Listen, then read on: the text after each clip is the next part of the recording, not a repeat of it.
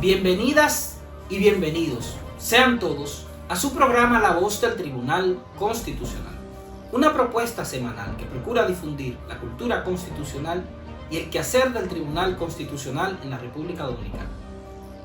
Aún en las circunstancias difíciles en las que nos encontramos en el país y el mundo por la pandemia del coronavirus, La Voz del Tribunal Constitucional sigue realizando contenido de calidad. En el programa de la semana vamos a conocer un reportaje acerca de la Revolución de Abril de 1965, la Revolución Constitucionalista. En la entrevista conversamos con la catedrática de la Universidad de Valencia, Paloma Virlino Campos, a propósito del derecho procesal constitucional. El magistrado presidente, Dr. Milton Rey Guevara, participa con su segmento Reflexión para vivir en Constitución, además de nuestros acostumbrados segmentos Efemérides constitucionales, artículo de la Constitución y mucho más. Y así inicia La Voz del Tribunal Constitucional.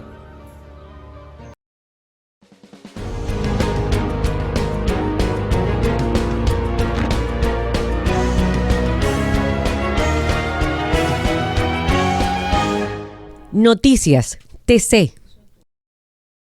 Qué bueno que nos acompañan en esta edición informativa en su espacio La Voz del Tribunal Constitucional. Como siempre, es un placer acompañarles y llevarles las principales incidencias generadas por nuestra alta corte. Comencemos. El Tribunal Constitucional conoció y aprobó 4 controles preventivos de constitucionalidad de tratados internacionales en una sesión virtual celebrada este 22 de abril de 2020, en la que participaron juezas y jueces que integran el Pleno de la Alta Corte.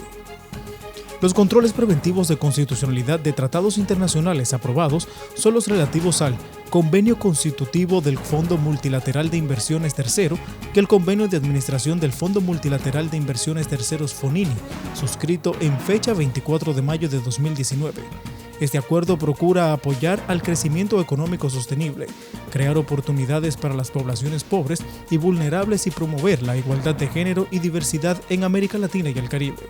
El acuerdo entre el Reino Unido de los Países Bajos y la República Dominicana para los servicios aéreos entre más allá de sus respectivos territorios, suscrito en fecha 13 de mayo de 2019. Por su parte, establece el marco bilateral de las relaciones aéreo-comerciales entre los estados para fomentar el desarrollo del transporte aéreo y la conectividad del país con otros destinos. Asimismo, se hizo el control de constitucionalidad de la Convención Interamericana sobre Obligaciones Alimentarias, adoptada en Montevideo, Uruguay, el 15 de julio de 1989, instrumento que tiene como objetivo principal la determinación del derecho aplicable a las obligaciones alimentarias, así como a la competencia y a la cooperación procesal internacional cuando el acreedor de alimentos tenga su domicilio o residencia habitual en un estado y el deudor de los alimentos lo tenga en otro. De esa manera, se evitará la evasión de una obligación alimentaria respecto de los menores de edad. Por último, el acuerdo de servicios aéreos entre el Reino de los Países Bajos con respecto a Curazao y la República Dominicana, suscrito en fecha 13 de mayo de 2019, donde se regula lo relativo a los servicios aéreos que tengan que ver con Curazao. El Tribunal Constitucional se mantiene sesionando en modalidad virtual debido a la situación causada por la pandemia del denominado COVID-19. A tales efectos, se han dispuesto medidas para asegurar la continuidad de las operaciones esenciales de manera presencial y el teletrabajo en una gran parte del personal. En esta ocasión, el Tribunal Constitucional de la República Dominicana se une a la campaña de difusión del Ministerio de Salud Pública. Puede ingresar a nuestra página web www.tc.gov.do. Allí va a encontrar los principales boletines referentes a la pandemia del COVID-19 que ha afectado a gran parte del mundo. Recuerde que en nuestra página web también puede encontrar las principales noticias generadas por nuestra alta corte, además de las sentencias y las publicaciones del Tribunal Constitucional. Es todo en este resumen informativo en La Voz del Tribunal Constitucional. Recuerde tener prudencia en estos días especiales, además de quedarse en casa. Soy Tomás Marte, hasta la próxima.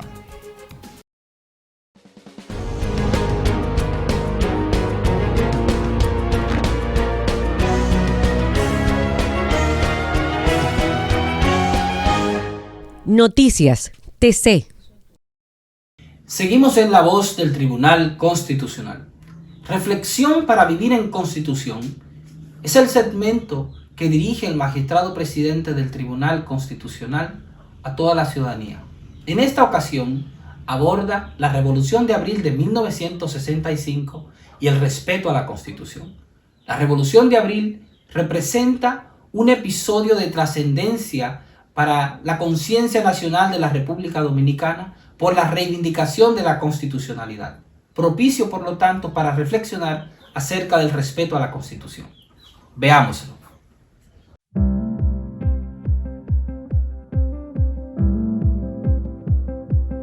Queridos compatriotas, el 30 de mayo de 1961 fue ajusticiado el tirano Rafael Trujillo Molina. Se iniciaba así, después de 31 años de dictadura, el camino hacia el restablecimiento de la democracia perdida. Por ello, el 20 de diciembre de 1962 se celebran las primeras elecciones libres en la República Dominicana en todo ese periodo, resultando vencedor de esas elecciones el profesor Juan Bosch, candidato del Partido Revolucionario Dominicano. La toma de posesión del gobierno del presidente Juan Bosch se produjo el 27 de febrero del año de 1963 e inmediatamente se iniciaron los trabajos para dotar al país de la primera constitución post-trujillista. En consecuencia, ya el 29 de abril, oigan bien, eso va a tener una importancia capital posteriormente.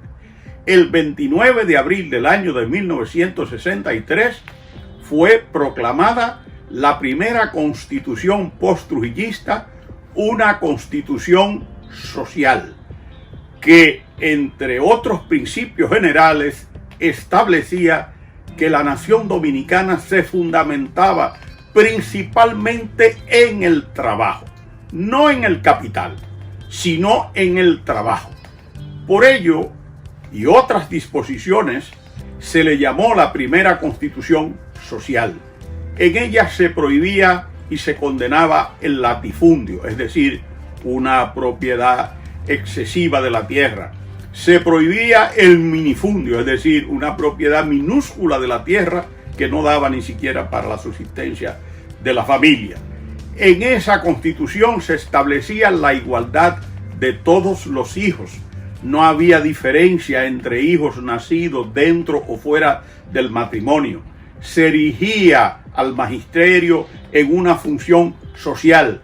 Se establecía que cuando una propiedad inmobiliaria era beneficiada por la construcción de una obra pública, de un canal de riego, pues naturalmente había que darle una parte al Estado, cederle al Estado una parte de esa tierra, porque estábamos en presencia del concepto de la plusvalía.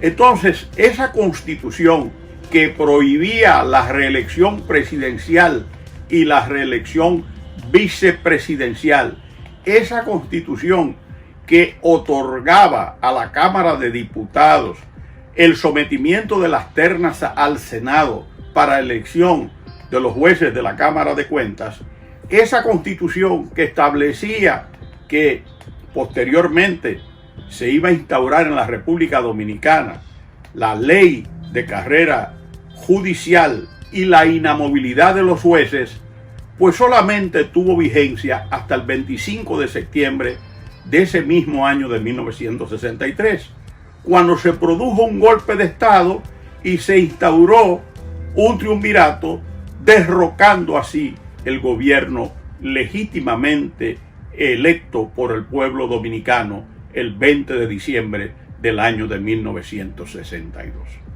¿Qué trajo como consecuencia ese golpe de Estado? Que el 24 de abril del año de 1965, un grupo de patriotas pues decidió hacer un movimiento insurreccional con la finalidad del restablecimiento de la Constitución del año de 1963 y el regreso al gobierno sin elecciones del presidente legítimo, el profesor Juan Bosch. Eso trajo lo que se llama la Guerra de Abril, la revolución constitucionalista, la más hermosa, la más bella de las revoluciones de América, porque tenía como finalidad esencial restablecer la vigencia del año de 1963. Sangre, dolor, lágrimas, patriotismo, lucha extraordinaria de nuestro pueblo con una intervención extranjera, y sin embargo todo eso se hizo porque el pueblo dominicano tuvo un gran amor a la Constitución del 29 de abril del año de 1963. Nosotros tenemos después, el 26 de enero del año 2010, una Constitución que es la heredera de la Constitución del año de 1963, que crea el Estado Social y Democrático en la República Dominicana, que recoge todas esas iniciativas y principios del orden social que establecía la Constitución de 1963 y que mejora su contenido y establece garantías fundamentales para el ejercicio de los derechos. Fíjense ustedes lo que el pueblo dominicano pagó en sufrimiento, en lágrimas, en intervención extranjera por el desconocimiento de la Constitución del año de 1963, por el golpe de Estado.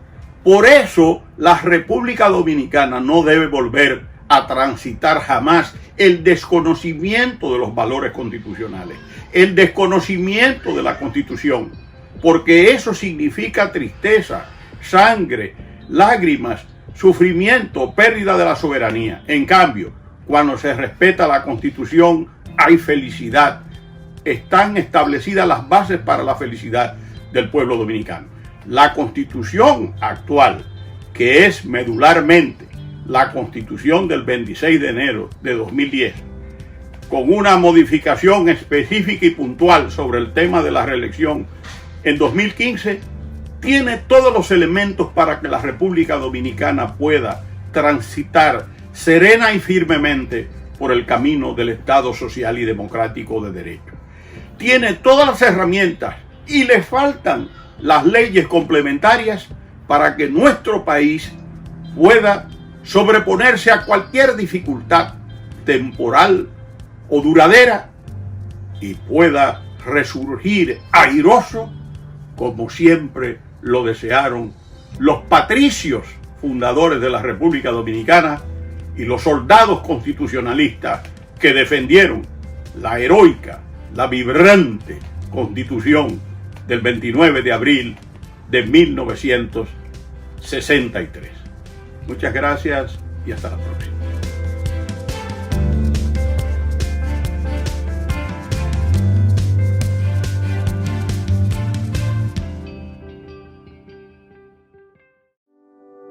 Ante la pandemia que vivimos por el coronavirus, es importante seguir estas recomendaciones. Quédese en casa y evite el contacto con más personas. No acepte visitas ni visite a los demás. Lave sus manos con frecuencia durante al menos 20 segundos cada 3 horas. Evite tocarse la nariz, la boca y los ojos. Desinfecte las superficies que utiliza, como mesas, teléfonos, escritorios y teclados de computadoras. Use desinfectante a base de alcohol para evitar la propagación de gérmenes. Al estornudar o toser, cúbrase con el antebrazo o utilice pañuelos desechables. Manténgase al tanto de las informaciones oficiales sobre el coronavirus emitidas por el Ministerio de Salud Pública a través del portal web www.tc.gov.do. Tribunal Constitucional de la República Dominicana. Democracia constitucional. El Tribunal Constitucional de la República Dominicana tiene como misión la difusión y divulgación de nuestra Constitución. Es por eso que te la ponemos más fácil. Y es que ya puedes acceder a ella a través de nuestro código QR. Mira, es muy sencillo. Donde quiera que veas este código, escanéalo en nuestras publicaciones, vallas, periódicos o hasta en el televisor y en un segundo obtendrás la Constitución Dominicana en tu tablet o teléfono. ¿Qué esperas? Accede a nuestro código QR y obtendrás la Constitución Dominicana en la palma de tus manos.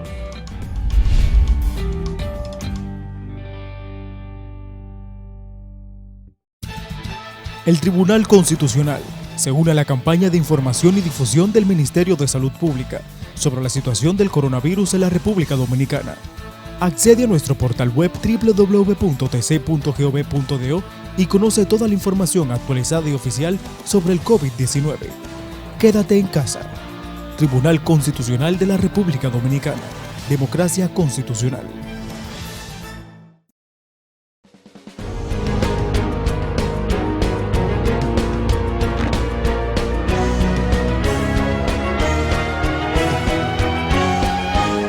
Efemérides constitucionales. Muchas gracias por la sintonía. En la efeméride constitucional de la semana vamos a conocer acerca de la proclamación de la Constitución de 1963. Veamos. El 29 de abril de 1963 es proclamada la Constitución de la República, aprobada por la Asamblea Nacional, presidida por José Rafael Molina Ureña, representante por el Distrito Nacional. Antes, en enero de 1963, había sido constituida la Asamblea Revisora del Texto Supremo de la Nación y luego de largos debates fue elegido un bufete directivo provisional, presidido por el doctor Alcides Veloz, representante por la provincia de Barahona. La revisión de 1963 abarcó todo el contexto constitucional, toda vez que se procuraba adecuarlo a la nueva realidad política, social y económica del país, en un momento de gran trascendencia que marcó el inicio de la vida democrática de los dominicanos. La Asamblea Revisora tuvo la oportunidad de estudiar y someter a ponderación un proyecto de constitución de 186 artículos y 17 títulos. El primero de estos estaba consagrado a principios fundamentales que comprendían las bases éticas y sociales, el régimen de trabajo, la enseñanza, la propiedad, la salud, la economía social y el régimen social y familiar. En fecha 25 de abril de 1963, el Episcopado Católico de la República Dominicana emitió un documento mediante el cual señala que la nueva Constitución carecía de la universalidad necesaria para ser justa, agregando que había intranquilidad en el país y que ésta cesaría si son revisados los artículos ambiguos y confusos o si la nueva Constitución era sometida a un referéndum popular. El Monseñor Tomás O'Reilly, prelado por San Juan de la Maguana, se constituyó en una voz activa de los reclamos de la Iglesia Católica. La nueva Constitución Política del Estado fue proclamada de manera solemne el 29 de abril de 1963, en un acto que encabezó el presidente de la República, profesor Juan Bosch. El doctor Segundo Armando González Tamayo y yo acabamos de jurar que desde nuestros cargos de vicepresidente y presidente de la República cumpliremos y haremos cumplir la Constitución y las leyes que nos gobiernan. El texto sustantivo de 1963 es valorado hoy como el más avanzado que había registrado nuestro país hasta la reforma del año 2010, razón por la cual, al ser desconocido su texto en el golpe de Estado de 1963, se produjo la Guerra de Abril de 1965, hecho que no fue más que la defensa del pueblo en armas en interés de restablecer la Constitución del 63 y reponer al presidente Bosch, escogido en elecciones libres por la voluntad popular.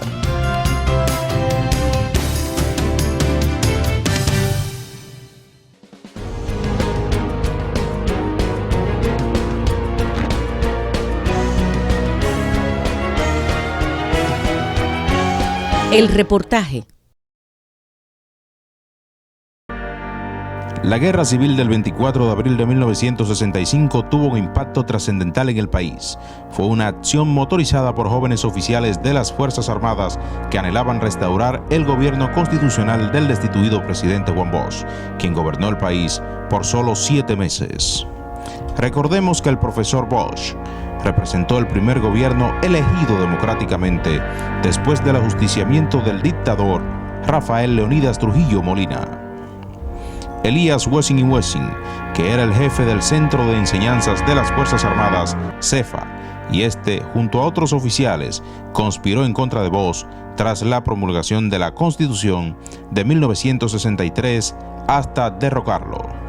En esa carta sustantiva se estableció la libertad religiosa y de expresión, la libertad política, el derecho a la vivienda, la igualdad entre hijos naturales y los nacidos bajo matrimonio, el retorno de los políticos exiliados durante el régimen trujillista. Se prohibieron los monopolios y la apropiación de grandes extensiones de tierras. El pretexto esgrimido por los militares fue acusar de comunista a Bosch y a su gobierno, lo que determinó el nefasto golpe de Estado el 25 de septiembre de 1963. Las Fuerzas Armadas y otros sectores de poder instauraron un gobierno denominado triunvirato para dirigir el país, escogiendo como presidente a Emilio de los Santos y como integrantes a Ramón Tapia Espinal y Manuel Tavares Espaillat. En noviembre de 1963, el movimiento revolucionario 14 de junio se lanzó en armas contra el triunvirato.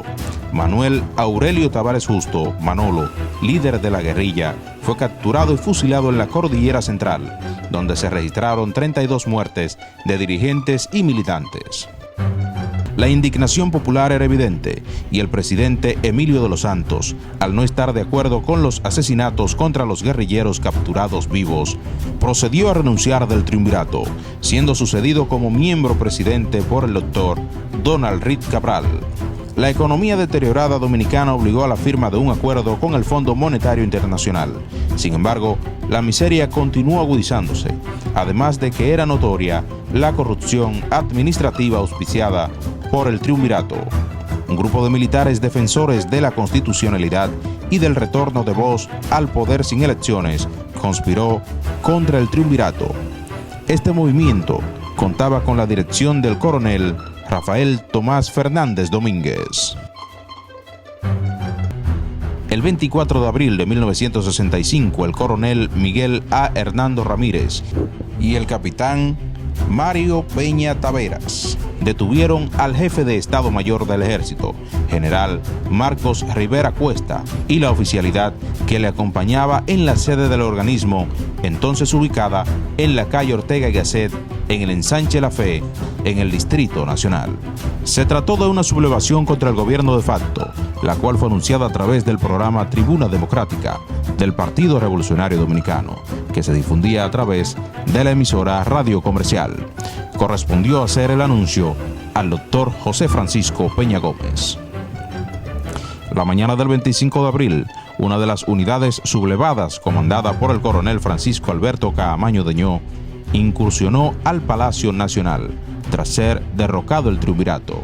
De inmediato, los militares rebeldes declararon vigente la Constitución de 1963 y aclamaron al profesor Juan Bosch, exiliado en la vecina isla de Puerto Rico, como presidente constitucional de la República Dominicana. Los militares acordaron con los dirigentes del PRD que mientras regresaba el profesor Bosch, el doctor José Rafael Molina Ureña actuaría como presidente provisional, en su calidad de presidente de la restituida Cámara de Diputados. Las agencias internacionales de prensa difundieron una lista de 54 supuestos agentes del comunismo infiltrados en el movimiento constitucionalista, suministrada por el gobierno de Estados Unidos.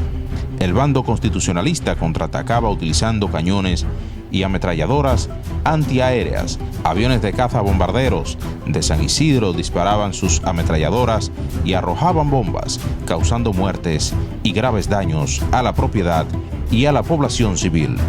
Dos compañías de artillería de los sublevados que trataban de contener el avance de las tropas del CEFA, que desplazándose desde San Isidro buscaban cruzar el puente Duarte, pero fueron contenidos por el fuego de artillería pesada.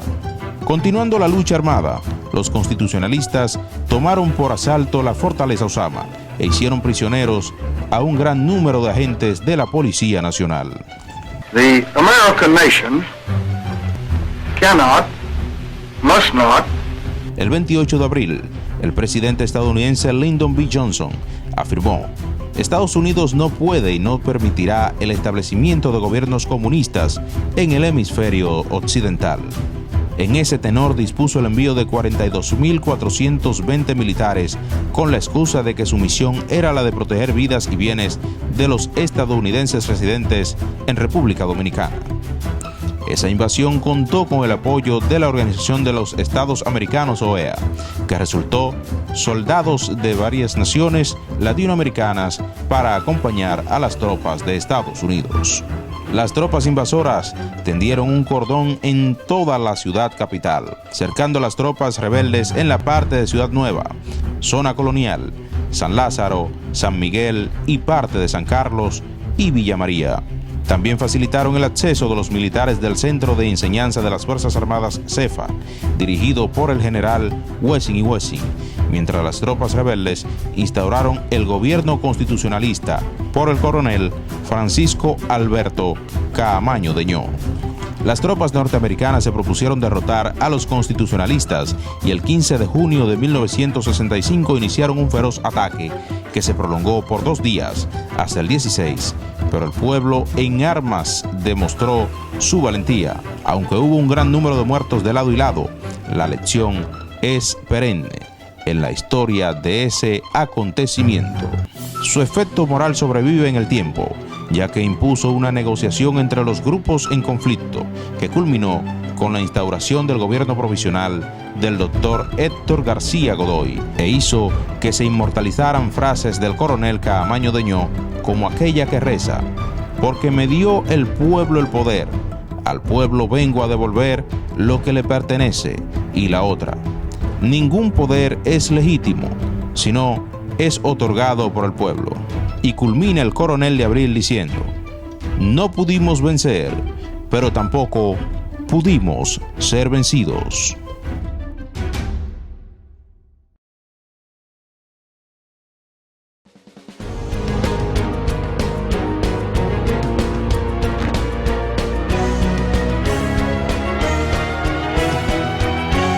El reportaje. El Tribunal Constitucional se une a la campaña de información y difusión del Ministerio de Salud Pública sobre la situación del coronavirus en la República Dominicana. Accede a nuestro portal web www.tc.gov.do y conoce toda la información actualizada y oficial sobre el COVID-19. Quédate en casa. Tribunal Constitucional de la República Dominicana. Democracia constitucional. El Tribunal Constitucional de la República Dominicana tiene como misión la difusión y divulgación de nuestra Constitución. Es por eso que te la ponemos más fácil. Y es que ya puedes acceder a ella a través de nuestro código QR. Mira, es muy sencillo. Donde quiera que veas este código, escanéalo en nuestras publicaciones, vallas, periódicos o hasta en el televisor, y en un segundo obtendrás la Constitución Dominicana en tu tablet o teléfono. ¿Qué esperas? Accede a nuestro código QR y obtendrás la Constitución Dominicana en la palma de tus manos.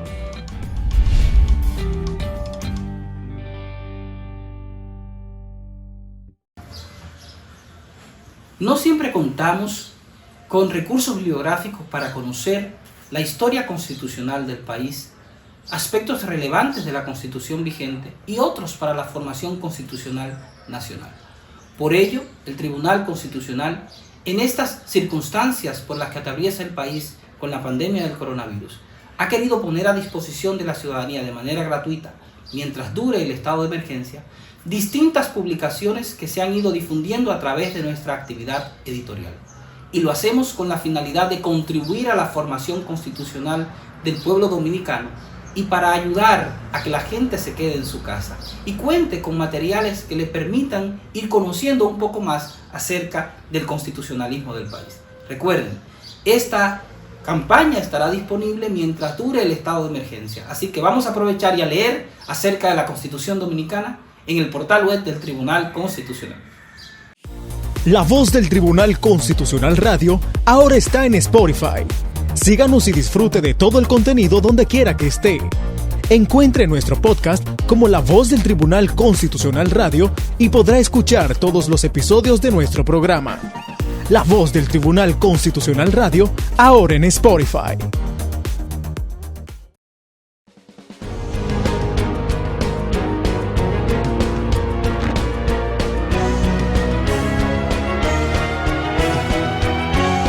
La entrevista. Seguimos en La Voz del Tribunal Constitucional En la entrevista de la semana nos acompaña una invitada muy especial que viene desde España, la doctora Paloma Vilino Campos, quien es catedrática de la Universidad de Valladolid, de donde fue decana de su Facultad de Derecho, catedrática de Derecho Constitucional, y está en el país precisamente para impartir docencia en un programa de maestría que coordina la Universidad APET en conjunto con la Universidad de Castilla-La Mancha. La doctora Vilino es además miembro de la Comisión de Venecia del Consejo de Europa.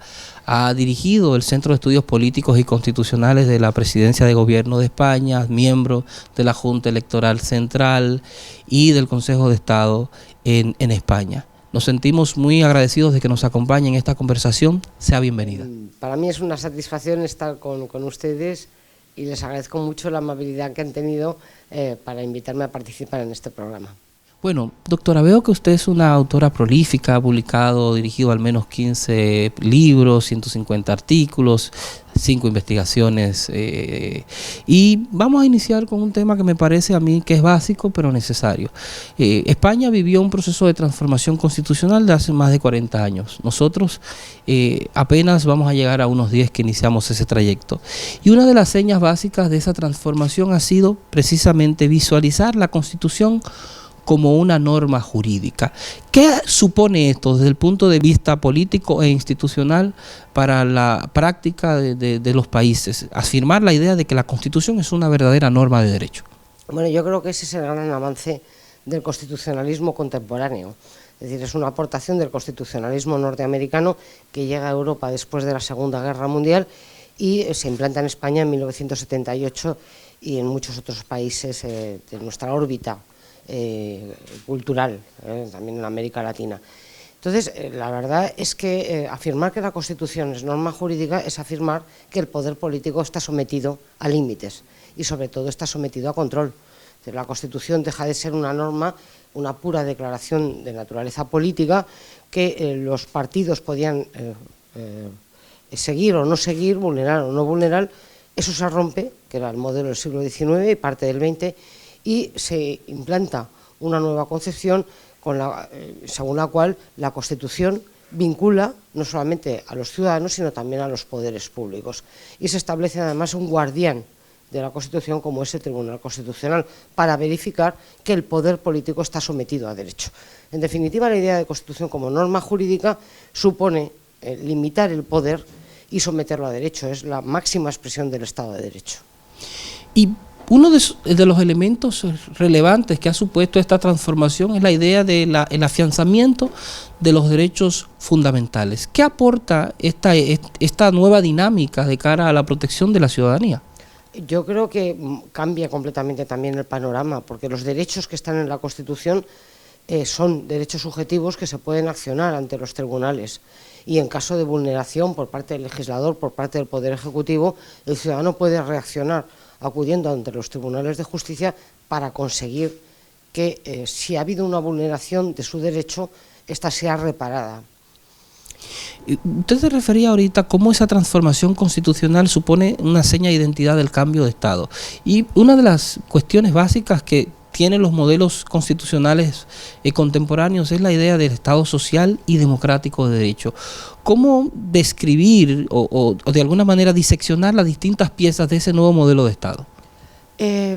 Vamos a ver, yo cuando explico el Estado constitucional siempre señalo que tiene 4 elementos básicos, que son en primer lugar la idea de soberanía, el poder corresponde a la comunidad y en el Estado democrático le corresponde al pueblo. Esta es la idea fundamental del Estado democrático contemporáneo.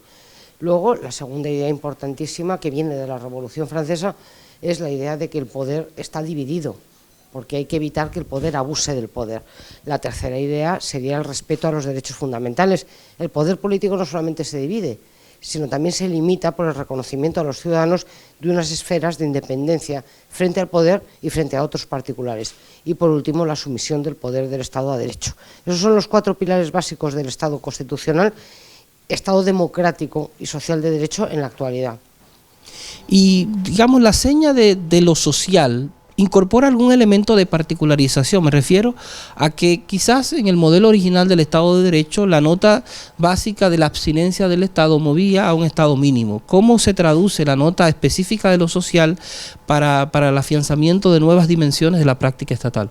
Ese es otro de los grandes avances que ha habido en el constitucionalismo en los últimos décadas, aunque ahora en algunos momentos está en discusión. Es decir, el Estado ya no se limita a garantizar la seguridad hacia el interior y hacia el exterior, con la función de policía, la función de defensa, sino que interviene activamente en las relaciones sociales y relaciones económicas, intentando equilibrar las situaciones socialmente injustas, donde hay una parte de la relación que está en una situación de superioridad, porque tiene más fuerza, más riqueza, frente a la otra parte que está en una situación de debilidad. Entonces el Estado interviene activamente para equilibrar esa situación, hacer que la igualdad no sea solamente formal, sino también sea real y efectiva, pues a través de prestaciones sociales, como pueden ser la sanidad, la educación, y además actuando de árbitro en esas relaciones sociales para favorecer, dar más derechos a las partes más desprotegidas, como pueden ser los consumidores, como pueden ser los usuarios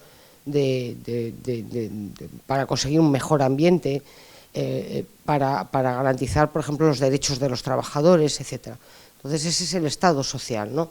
Estado social que, sin embargo, con las situaciones económicas que estamos viviendo en los últimos años, pues está un poco en cuestión, pero yo creo que ya forma parte de la tradición constitucional común el hecho de que el Estado no se puede limitar a abstenerse a observar lo que ocurre en las relaciones sociales que son entre particulares, sino que el Estado tiene que intervenir para corregir las más graves desigualdades. Usted, digamos, refería al principio cómo parte de esta transformación ha supuesto crear un guardián de la Constitución. Quisiera que pudiéramos, digamos, dialogar un poco sobre el rol particular del órgano de cierre, digamos, el Tribunal Constitucional, tomando en cuenta, por supuesto, la experiencia española. ¿Qué es lo que plantea de relevante un Tribunal Constitucional de cara a esta nueva realidad político-constitucional? Bueno, yo creo que el Tribunal Constitucional en gran medida es quien garantiza que lo que se escribió en la Constitución por voluntad popular sea respetado. En definitiva, el Tribunal Constitucional siempre ha sido garantía de varios valores, ya no solamente de la fuerza normativa de la Constitución, de que la Constitución realmente es una norma vigente y que obliga, sino también de los límites. El Tribunal Constitucional es un poder contramayoritario. La Constitución es la norma que expresa la soberanía popular, ahí el pueblo actúa como poder constituyente. Entonces lo que hace el Tribunal Constitucional en primer lugar es garantizar ese pacto fundamental, ese contrato social que los ciudadanos firman en un momento determinado frente a las mayorías políticas.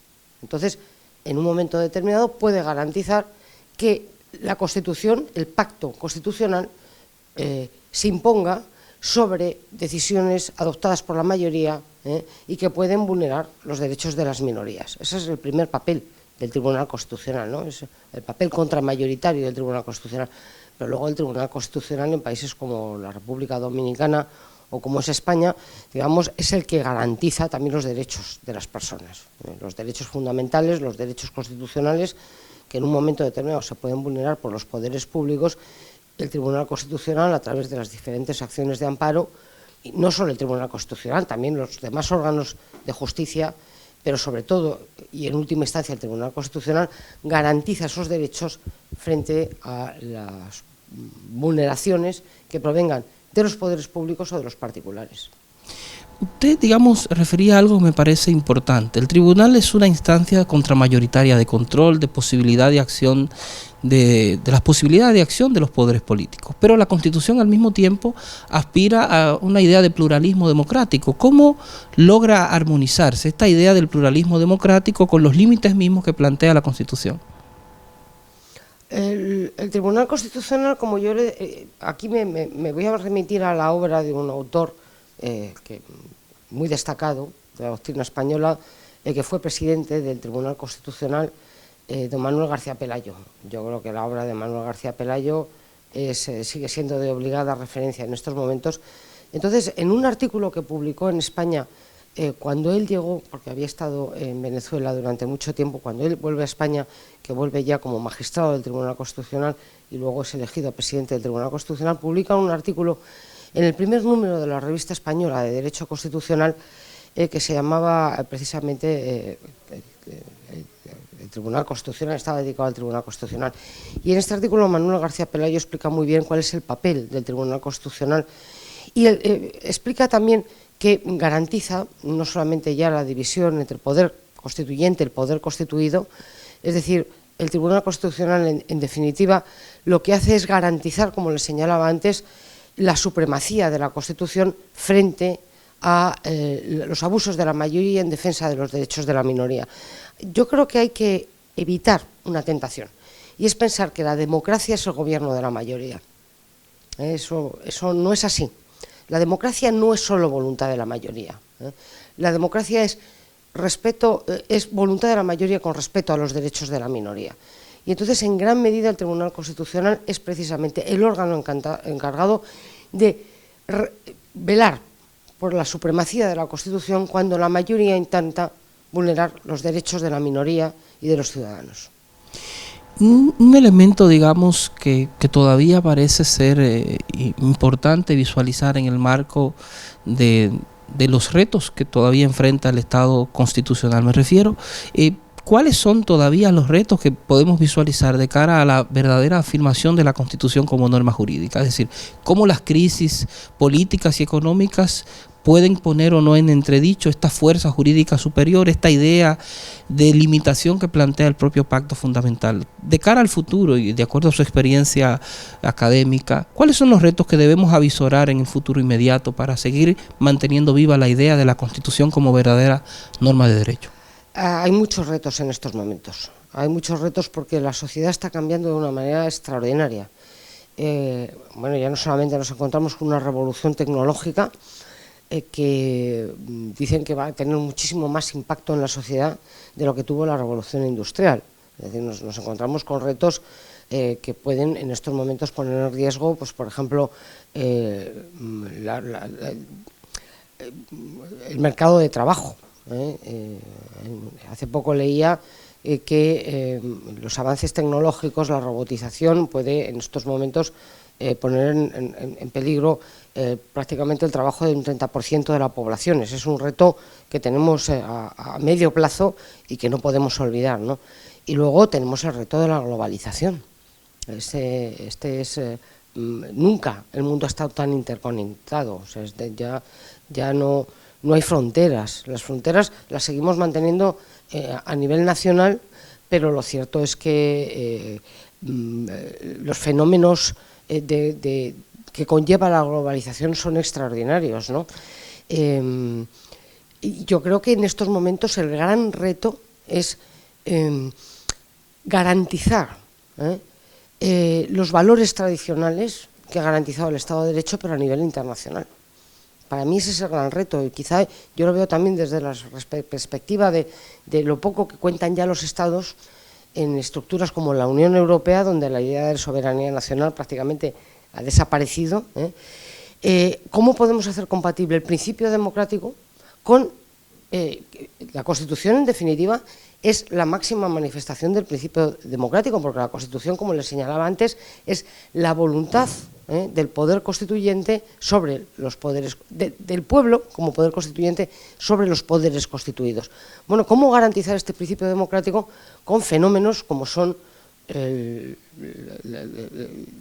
lo que conlleva la globalización, como son decisiones tomadas por grandes grupos económicos? Por ejemplo, el otro día salía en el periódico la decisión de Facebook de emitir su propia moneda. ¿Qué Estado es capaz de controlar a estos grupos económicos? Entonces, lo que es necesario, digamos, es constitucionalizar en cierta medida las relaciones internacionales, porque solo de esa manera podemos hacer frente a las grandes amenazas que conlleva la globalización. Nosotros seguimos hablando de Estados independientes y soberanos cuando las mafias internacionales, el crimen organizado, todos estos no conocen fronteras. Entonces hay que imponer el derecho también en ese mundo globalizado. Y bueno, la experiencia de estos órganos transnacionales, sobre todo de garantía de derechos, ¿qué puede aportar a esta nueva realidad para poder cubrir estos retos? Me refiero a órganos como el Tribunal de Justicia de la Unión Europea o quizás de manera más apropiada el Tribunal Europeo de Derechos Humanos, Corte Interamericana. ¿Sería necesario pensar en un órgano ya de carácter mundial, por ejemplo, para proteger la dignidad de los seres humanos? Es decir, la única manera de hacer frente al futuro es llevando los esquemas que tenemos a nivel nacional a nivel internacional. Y entonces siempre tiene que haber órganos de justicia, fuerzas de seguridad que sean capaces en un momento determinado de imponer el Estado de Derecho a nivel internacional, porque si no los Estados se van a encontrar perdidos. Y luego, evidentemente, la colaboración entre los Estados. Y bueno, ¿y qué rol, digamos, le debe corresponder a la ciudadanía? Que es una crítica permanente que, según puedo advertir, a veces se hace a la Unión Europea. Es decir, vamos, ¿cuál va a ser el rol del directo del ciudadano en este proceso de transformación? ¿Cómo abrir la puerta de la participación del ciudadano en estos esquemas cada vez más globales? Vamos a ver, los fenómenos de integración tienen enormes ventajas, precisamente porque permite la colaboración, también a la hora de imponer el derecho, pero también, evidentemente, todos los fenómenos de integración tienen muchos riesgos. Y es que se crean grandes poderes cada vez más separados de los ciudadanos. Las decisiones principales de política económica ya no se toman en los Estados, se toman en la Unión Europea, en Bruselas, que se ve como un poder muy lejano, y que impone, pues, por ejemplo, cuánto se puede gastar el Estado español. En mi país, cada vez que se elabora un proyecto de ley de presupuesto se tiene que mandar a Bruselas y Bruselas tiene que dar el visto bueno sobre lo que se tienen que gastar los poderes públicos españoles. Bueno, la única manera de hacer que el ciudadano se sienta identificado con todas estas cosas es favorecer la participación en las políticas europeas. Yo creo que en estos momentos hay que reconocer, por lo menos en Europa, que el partido se desarrolla en Europa, ya no en España. La política se hace en Europa. Bueno, pues lo que hay que hacer es conseguir que los ciudadanos se impliquen en la política europea y participar igual que se participa a nivel nacional, a través de elecciones, etcétera. Bueno, parece que la conversación ha sido sumamente interesante. Y bueno, quizás para finalizar me gustaría, ¿verdad?, que comparta con nuestro público en República Dominicana alguna exhortación del por qué tenemos que seguir estudiando estos temas del derecho constitucional y a sus propios estudiantes en el programa de maestría para que se impliquen. Yo creo que los ciudadanos están muy interesados por lo que ocurre en su propia vida, y es normal. Cada uno de nosotros, evidentemente, está preocupado por los problemas que se encuentran en la vida diaria. Bueno, el derecho constitucional afecta a la vida diaria de los ciudadanos porque garantiza precisamente sus derechos frente al poder y frente a otros particulares. Las vulneraciones de los derechos ahora ya no vienen solamente de los poderes públicos, vienen también de grandes grupos económicos. Entonces, la Constitución está ahí para garantizar nuestra posición, para evitar que seamos víctimas de gravísimas injusticias, y establece mecanismos para garantizar esa situación. Entonces los ciudadanos tienen que conocer muy bien sus derechos. Esto es una cosa que se tendría que explicar. Yo no sé, aquí en la República Dominicana se explican Constitución en los colegios. Nosotros en España llevamos mucho tiempo peleando para que los ciudadanos conozcan desde muy pequeñitos sus derechos. Bueno, esa es una iniciativa que el presidente del Tribunal Constitucional ha estado planteando desde el día 1 que asumió el cargo, de que se pueda asumir ese compromiso que además está planteado en nuestra Constitución como un mandato para el sistema educativo. Y yo estoy absolutamente de acuerdo. Creo que los ciudadanos, desde que tienen 6 o 7 años, tienen que conocer la parte de la Constitución que más les afecta, que son los derechos. También es muy importante la organización del poder.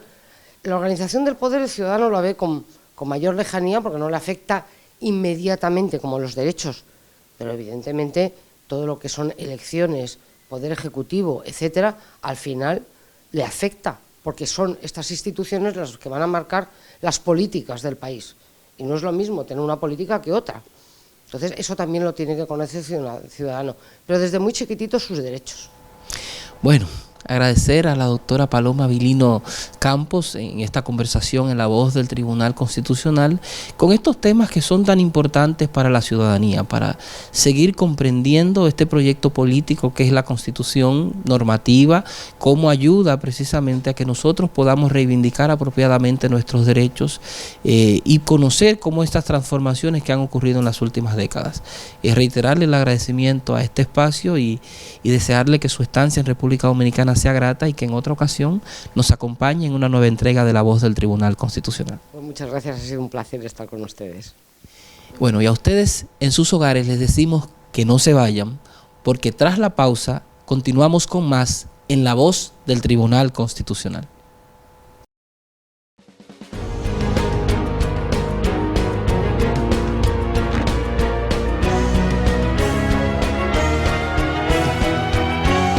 La entrevista. Ante la pandemia que vivimos por el coronavirus, es importante seguir estas recomendaciones. Quédese en casa y evite el contacto con más personas. No acepte visitas ni visite a los demás. Lave sus manos con frecuencia durante al menos 20 segundos cada 3 horas. Evite tocarse la nariz, la boca y los ojos. Desinfecte las superficies que utiliza, como mesas, teléfonos, escritorios y teclados de computadoras. Use desinfectante a base de alcohol para evitar la propagación de gérmenes. Al estornudar o toser, cúbrase con el antebrazo o utilice pañuelos desechables. Manténgase al tanto de las informaciones oficiales sobre el coronavirus emitidas por el Ministerio de Salud Pública a través del portal web www.tc.gov.do. Tribunal Constitucional de la República Dominicana. Democracia constitucional.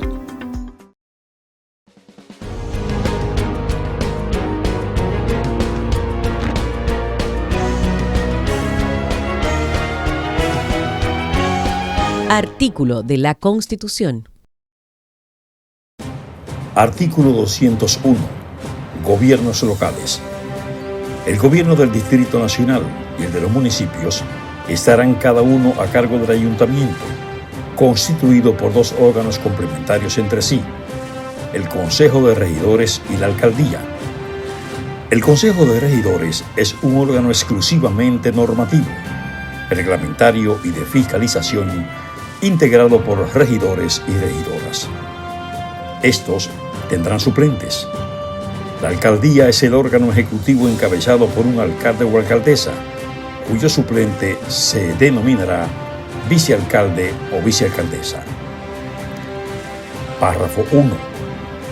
El gobierno de los distritos municipales estará a cargo de una junta de distrito, integrada por un director o directora, que actuará como órgano ejecutivo, y una junta de vocales con funciones normativas, reglamentarias y de fiscalización. El director o directora tendrá suplente. Párrafo 2.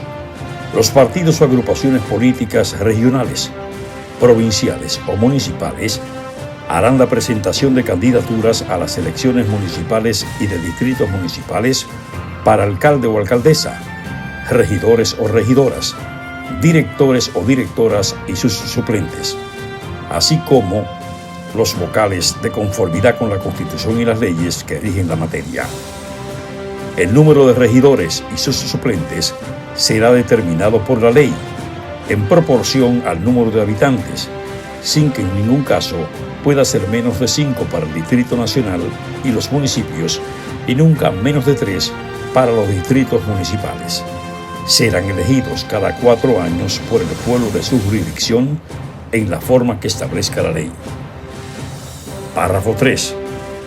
Las personas naturalizadas con más de 5 años residiendo en una jurisdicción podrán desempeñar dichos cargos en las condiciones que prescriba la ley.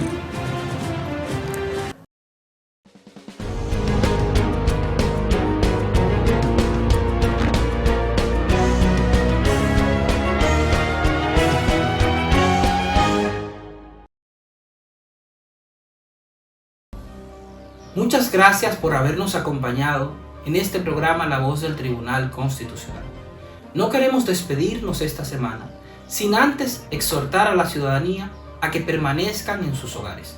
Las condiciones que justificaron el estado de emergencia por la pandemia del coronavirus aún están presentes. Si no tenemos necesidad de estar en la calle, permanezcamos en nuestros hogares, cuidándonos y cuidando a nuestra familia. Recuerden que la voz del Tribunal Constitucional les espera la próxima semana. Hasta entonces.